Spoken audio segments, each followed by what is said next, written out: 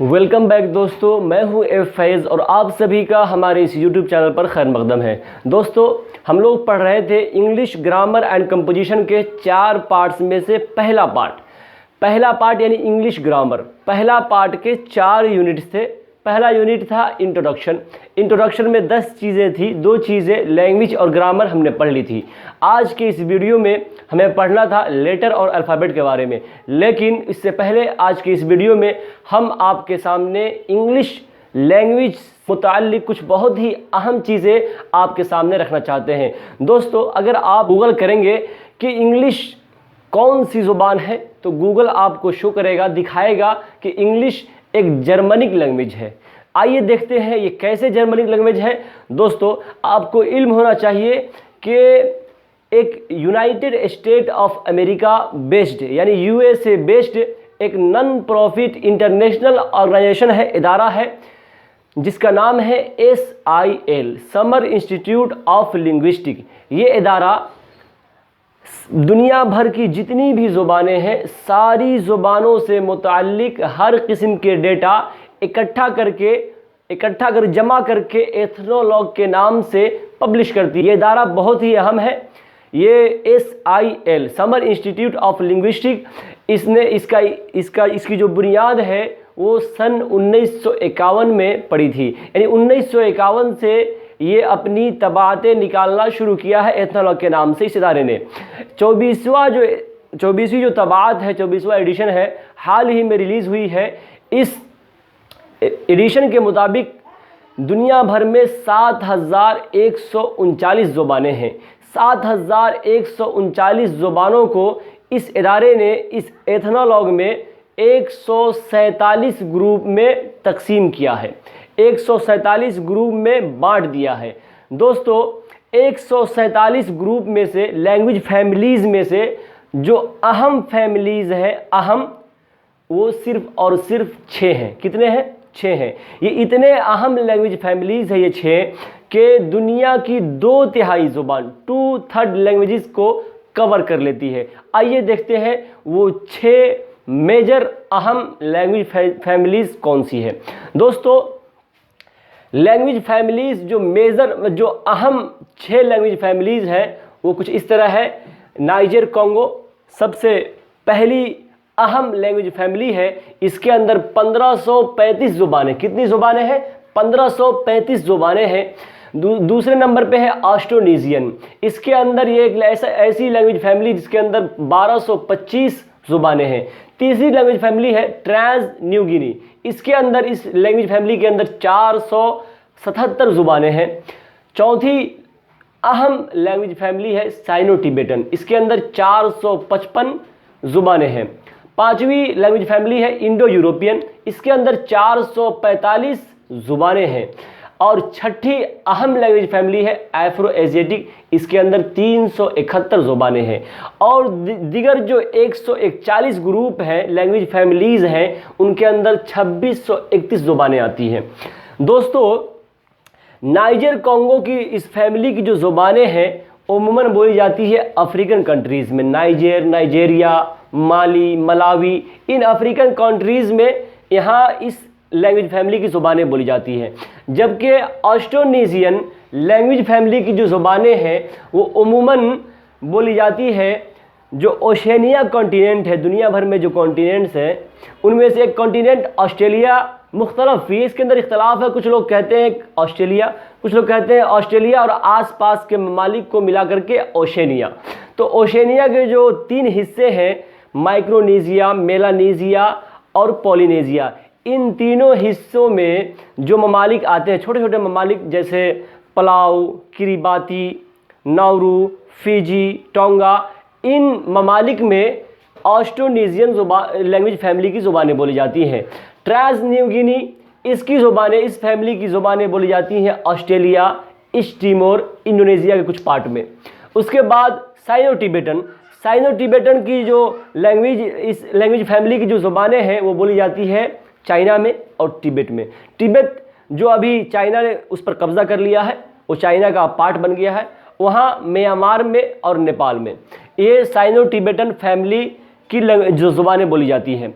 Indo European की ज़ुबानें یہ بولی جاتی ہے یورپ میں، یونائٹڈ اسٹیٹ آف امریکہ میں، کینیڈا میں، رشیا میں، پاکستان، بنگلہ دیش، India, Iran. Indo European language families کی زبانیں ان سارے ممالک میں بولی جاتی ہیں۔ یہ بہت ہی اہم لینگویج فیملی ہے۔ اس کے بعد افرو ایشیاٹک کی جو زبانیں، اس لینگویج فیملی کی جو زبانیں ہیں وہ عموماً بولی جاتی ہے مڈل ایسٹ میں، جو عربک کنٹریز ہیں، مڈل ایسٹ عرب کنٹریز ہیں۔ عربک زبان افرو ایشیاٹک میں اسی لینگویج فیملی میں پڑتی ہے، ہیبرو زبان بھی اسی لینگویج فیملی میں پڑتی ہے۔ اس طرح یہاں اس فیملی کی جو زبانیں عموماً مڈل ایسٹ میں بولی جاتی ہیں۔ دوستو یہ جو ترتیب ہے یہ لینگویج کے اعتبار یعنی زبانوں کے اعتبار سے، یعنی سب سے زیادہ زبان نائجر کانگو میں، اس کے بعد آسٹرونیزین میں، اس کے بعد ٹرانس نیو گینی میں، اس کے بعد سائنو ٹیبیٹن، اس کے بعد انڈو یوروپین، اس کے بعد افرو ایشیاٹک، اس کے بعد ادر۔ تو یہ جو بہت ہی اہم 6 لینگویج فیملیز ہے جو دنیا کی 2/3 زبانوں کا احاطہ کر لیتی ہے۔ آپ خود دیکھیے 7139 میں صرف 2631 زبانیں 141 لینگویج فیملیز سے تعلق رکھتی ہیں، جبکہ بقیہ ساری زبانیں صرف اور صرف ان 6 اہم لینگویج فیملیز میں آ جاتی ہیں۔ دوستو اگر بولنے والے کے اعتبار سے دیکھیں یعنی اسپیکرز کے اعتبار سے تو دنیا بھر میں سب سے زیادہ جس لینگویج فیملی کی زبانیں بولی جاتی ہیں وہ ہے انڈو یوروپین۔ انڈو یوروپین ایک ایسی لینگویج فیملی ہے جس کی زبانیں دنیا میں سب سے زیادہ بولی جاتی ہے۔ اس کے بولنے والوں کی تعداد دنیا بھر کی جو آبادی ہے وہ لگ بھگ 7.5 بلین کے آس پاس۔ 7.5 بلین میں 3.29 بلین انڈو یوروپین لینگویجز بولتی ہے دنیا کی آبادی، جبکہ دوسرے نمبر پہ سائنو ٹیبیٹن۔ دنیا بھر کی آبادی کی یعنی 7.5 بلین کی آبادی میں 1.4 بلین لوگ سائنو ٹیبیٹن زبانیں بولتے ہیں، جبکہ تیسرے نمبر پہ آتا افرو ایشیاٹک۔ یہ لینگویج فیملی جو ہے اس کی زبانیں 500 اس کے بولنے والے 553 ملین لوگ دنیا میں ہیں۔ چوتھے نمبر پر ہے نائجر کانگو، اس کے بولنے والوں کی تعداد 571 ملین ہے۔ اس کے بعد آسٹرونیزین، اس کے بولنے والوں کی تعداد دنیا بھر میں 327 ملین، اور اس کے بعد ٹرانس نیو گینی، اس کے بولنے والوں کی تعداد دنیا بھر میں 4 ملین ہے، اور بقیہ جتنی بھی زبانیں ہیں ان سب کے بولنے والوں کی تعداد دنیا بھر میں 1.06 بلین ہے۔ یہ ترتیب ہے: number 1 Indo European, number 2 Sino ٹیبیٹن، اور number 3 افرو Asiatic, number 4 Niger Congo, number 5 آسٹرونیزین، number 6 trans new گینی۔ یہ بولنے والوں کے اعتبار سے ان 6 لینگویج فیملیز کی جو ترتیب ہے وہ اس طرح ہے۔ جو ہمارا یہاں مقصود ہے وہ ہے کہ انگلش کس لینگویج فیملی کی زبان ہے۔ تو آپ کو معلوم ہونا چاہیے کہ انگلش انڈو یوروپین لینگویج کی زبان ہے۔ انڈو یوروپین جو لینگویج فیملی ہے اس کی ایک زبان ہے انگلش۔ اس کی 8 مین برانچز ہے۔ کتنے؟ 8 مین برانچز ہیں۔ پہلی جو اس کی برانچ ہے وہ ہے البانین، دوسری ہے آرمینین، تیسری ہے بالٹو سلیبک۔ بالٹو سلیبک میں زبانیں بوزنین، سربین، کرویشین زبانیں بالٹو سلیبک میں آتی ہیں، یعنی بالٹک سی کے آس پاس کے ممالک کی زبانیں اس میں آتی ہیں۔ سیلٹک، اس کے اندر جو زبانیں آتی ہیں وہ عموماً آئرش، ویلش، یہ زبانیں سیلٹک کے اندر آتی ہیں۔ جرمنک لینگویج یہ بہت اہم ہے۔ جرمنک جو برانچ ہے اس کی انڈو یوروپین کی، اس کے اندر بہت اہم زبانیں آتی ہیں۔ انگلش سب سے بڑی زبان دنیا کی نان نیٹو اور نیٹو دونوں کے اعتبار سے، یعنی دنیا بھر میں نان نیٹو اور نیٹو، مقامی بولنے والے، مادری بولنے والے اور غیر مادری بولنے والے، سب کو اگر سامنے رکھ کر دیکھا جائے تو دنیا میں سب سے زیادہ جس زبان کو بولی جاتی ہے وہ ہے انگلش۔ اور اگر صرف مادری زبان جو مقامی نیٹو کو صرف دیکھا جائے تو دنیا بھر میں سب سے زیادہ جو زبان بولی جاتی ہے وہ ہے مینڈرین، چائنیز زبان۔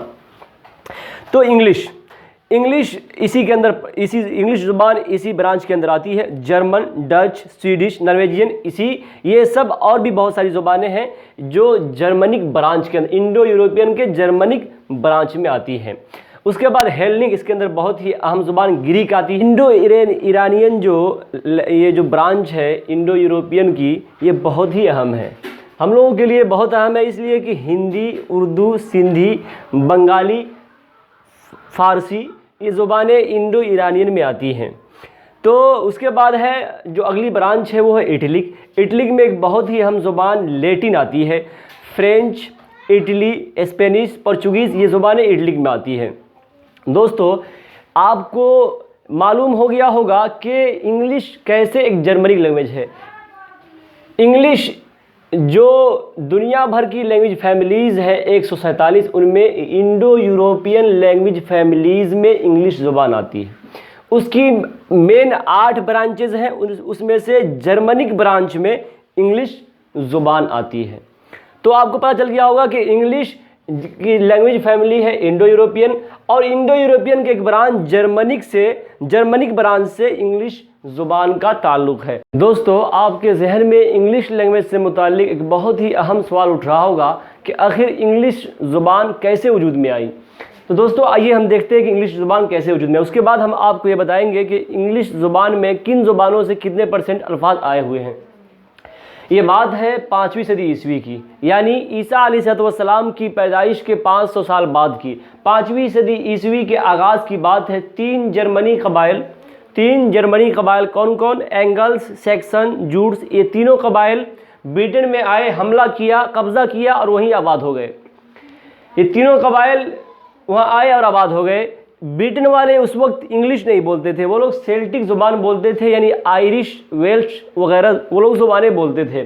یہ لوگ آئے اور ان تینوں قبائل میں جو اینگلز قبیلہ تھا، وہ قبیلہ ایگزیکٹ جس جگہ سے تعلق رکھتا تھا اس کا نام تھا انگلا لینڈ، اسی سے انگلینڈ بعد میں نام پڑا۔ اور جو زبان بولتے تھے اس زبان کا ایگزیکٹ نام تھا انگلسک، SC لاسٹ میں، اور اسی سے بعد میں اس زبان کا نام انگلش پڑا۔ تو ان تینوں قبیلوں نے اپنی زبان اور وہاں کی زبانوں سے ملا کر کے ایک زبان تیار کیا جس کو اینگلو سیکسن زبان کہا گیا، اور اسی کو اولڈ انگلش کہا گیا۔ اولڈ انگلش زبان یہاں وجود میں آئی اور چلتی رہی۔ 9ویں صدی عیسوی کی بات ہے کہ اسکینڈینیوین پیپل، یعنی جہاں آج اسکینڈینیوین کنٹریز ہیں، ناروے، ڈنمارک، سویڈن، ان تینوں کنٹری جہاں ابھی آباد ہے، وہاں کے لوگوں کو پہلے نورز مین، وائکنگز یا اسکینڈینیوین پیپل کہا جاتا تھا۔ یہ لوگ لوٹ کوٹ مار پیٹ میں بہت مشہور تھے۔ یہ لوگ آئے، برٹن لوٹ پیٹ کیا اور وہیں آباد ہو گئے۔ ان لوگوں نے اپنی زبان کے بہت سارے الفاظ اولڈ انگلش کو دیا اور اولڈ انگلش اب بھی چلتی رہی۔ 11ویں صدی عیسوی کی بات ہے، ایگزیکٹ سن 1066 عیسوی کی بات ہے کہ فرانس کے ایک علاقے نورمینڈی کے لوگوں نے برٹن پر حملہ کر دیا۔ نورمن لوگوں نے حملہ کر دیا، نورمنڈی کے لوگوں کو نورمن کہا جاتا تھا، ان لوگوں نے حملہ کیا اور برٹن کو فتح کر لیا، جس کو نورمن کانکویسٹ کے نام سے جانا جاتا ہے۔ ان لوگوں نے فتح کر لیا اور اپنی زبان کے بہت سارے الفاظ اولڈ انگلش میں شامل کیے، بہت ساری چیزیں اولڈ انگلش میں گئی اور اولڈ انگلش کا ایک نیا ورژن مڈل انگلش تیار ہوا۔ مڈل انگلش ان لوگوں نے برٹن پر 400 سال تک حکومت کی۔ سن 14 صدی عیسوی کے آخر میں ان کا خاتمہ ہوا۔ اس وقت تک مڈل انگلش چلتی رہی، اور مڈل انگلش جیسے ہی سن 14 صدی عیسوی کے آخر میں ختم ہوئی، ویسے ہی مڈل انگلش میں بہت ساری چینجنگ آئی، جیسے گریٹ شفٹ وویل، یعنی پہلے لوگ وویل کو لمبا پڑھتے تھے، بعد میں اسے چھوٹا پڑھنے لگے۔ تو اس طرح کی بہت ساری تبدیلیاں آئی۔ اس کے بعد ماڈرن انگلش وجود میں آئی اور ماڈرن انگلش چلنے لگی۔ سن 14 صدی کے بعد 15ویں صدی عیسوی اور 16ویں صدی عیسوی، یہ وہ دور ہے جسے یورپ کی نشأت ثانیہ کا دور کہا جاتا ہے، یعنی یورپ کے جو علوم، یورپ کی تہذیب، یورپ کا ادب، ان سب نے اس دور میں ترقی کیا، اور ان کے ساتھ ساتھ انگلش زبان نے بھی ترقی کی، اور انگلش میں گریک کے بہت سارے الفاظ، لیٹن کے بہت سارے الفاظ شامل ہونا شروع ہوئے۔ اور اس کے بعد 1600 کے بعد خود برٹن ہی کولونیل کا بادشاہ بن گیا۔ بہت جو استعمار کے نام سے وہ الگ الگ نوآبادیات پر قبضہ کرنے لگا، تقریباً دنیا کی 1/4 حصہ پر برٹن والوں نے قبضہ کر لیا تھا۔ اس طرح سے انگلش زبان پوری دنیا میں پھیل گئی، اور دنیا کی سب سے بڑی زبان، سب سے زیادہ بولی جانے والی زبان نان نیٹو نیٹو دونوں کو ملا کر کے بن گئی۔ تو آئیے اب ہم دیکھتے ہیں کتنا % کس کا ہے۔ تو یہ جرمنک لینگویجز سے یہ انگلش زبان شروع ہوئی، اسی لیے جرمنک لینگویجز سے 26% الفاظ انگلش میں آئے ہیں۔ اس کے بعد نارمن لوگ تھے، یہ لوگ فرانس کا ایک علاقہ نورمینڈی کے لوگ تھے، فرینچ بولتے تھے، اسی لیے فرینچ سے بھی 29% الفاظ آئے۔ لیٹن फ्रेंच लेटिन से निकली हुई ज़ुबान है। लेटिन के बहुत सारे अल्फाज भी इंग्लिश में आए, और जो नशत सानिया हुई उस दौरान भी लेटिन के बहुत सारे अल्फाज आए। इस तरह से लेटिन के 29% लेटिन के अल्फाज भी इंग्लिश में आए।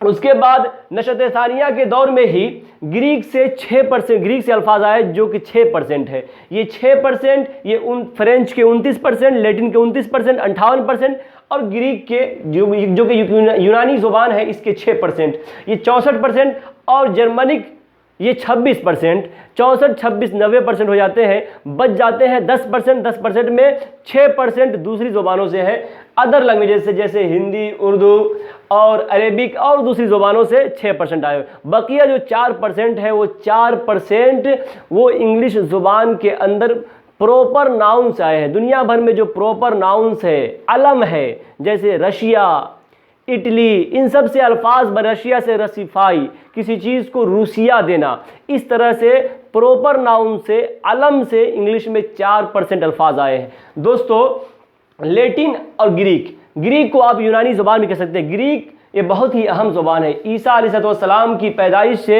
900 साल पहले ये ज़ुबान वजूद में आई थी, और आज के दिन ये ज़ुबान ग्रीस और साइप्रस और कुछ ममालिक के मुख्तलिफ इलाकों में ये ज़ुबान बोली जाती है, ग्रीक। उसके बाद लेटिन बहुत अहम ज़ुबान है। लेटिन आज के दिन एक डेड लैंग्वेज है, मुर्दा लैंग्वेज है, मुर्दा ज़ुबान है, लेकिन आज भी वो एक मुल्क जो इटली की जो वहाँ राजधानी है रोम के अंदर एक दुनिया का सबसे छोटा मुल्क है, वेटिकन सिटी। ये पापाई हुकूमत है, ईसाई पादरी लोग यहाँ हुकूमत करते हैं। तो वेटिकन सिटी के अंदर जो ज़ुबान बोली जाती है वो है लेटिन ज़ुबान, और वो लोग भी बोलते नहीं, लिखने के लिए लेटिन ज़ुबान का इस्तेमाल करते हैं, वरना वो लोग भी वही ज़ुबान बोलते हैं जो आसपास के लोग बोलते हैं।